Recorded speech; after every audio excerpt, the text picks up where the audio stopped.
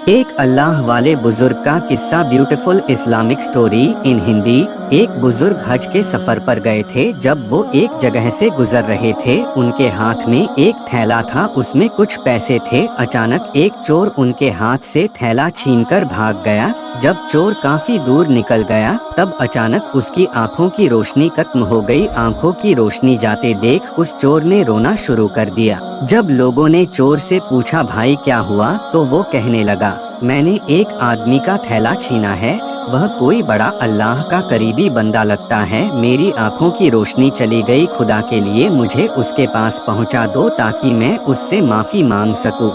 जब लोगों ने पूछा कि यह किस्सा कहाँ पेश आया, तो कहने लगा, फला नाई की दुकान के करीब पेश आया। लोग उसको उस दुकान पर ले गए और नाई से पूछा कि इस तरह का कोई आदमी यहाँ से गुजरा है, आप उसे जानते हो? उसने कहा, मुझे उसका घर तो पता नहीं, हाँ मगर नमाज के लिए वह आते जाते रहते हैं, अगली नमाज के लिए फिर आएंगे।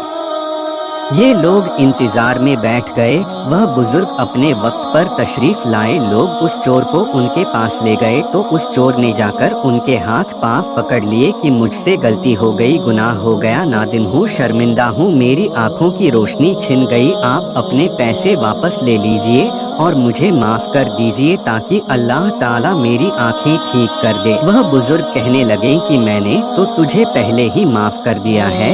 यह सुनकर चोर बड़ा हैरान हुआ, कहने लगा, हजरत मैं तो आपका थैला छीनकर भागा और आप कहते हैं कि माफी मांगने से पहले ही माफ फरमा दिया। वह फरमाने लगे, हाँ मेरे दिल में कोई बात आ गई थी। फरमाने लगे, मैंने एक हदीस पढ़ी जिसमें नबी अकरम ने फरमाया कि कयामत के दिन जब मेरी उम्मत का हिसाब पेश किया जाएगा तो मैं उस वक्त तक मीज़ान के करीब रहूंगा जब तक मेरे आखिरी उम्मती का फैसला नहीं हो जाता। मेरे दिल में यह बात आई कि अगर मैंने इस चोर को माफ नहीं किया तो कयामत के दिन यह मुकदमा पेश होगा और जितनी देर मेरे मुकदमे का फैसला होने में लगेगी, अल्लाह के नबी अलैहिस्सलाम को उतनी देर जन्नत से बाहर रहना पड़ेगा। इसलिए मैंने माफ कर दिया कि न तो मुकदमा पेश होगा, न ही मेरे महबूब को जन्नत में जाने में देर लगेगी, वह जल्द जन्नत में तशरीफ ले जाएंगे। दोस्तों, अगर आप लोगों को हमारा पोस्ट पसंद आए तो हमारे वीडियो को लाइक करें और चैनल को सब्सक्राइब भी करें ताकि आपको ऐसी वीडियो दोबारा मिलती रहे। Thank you.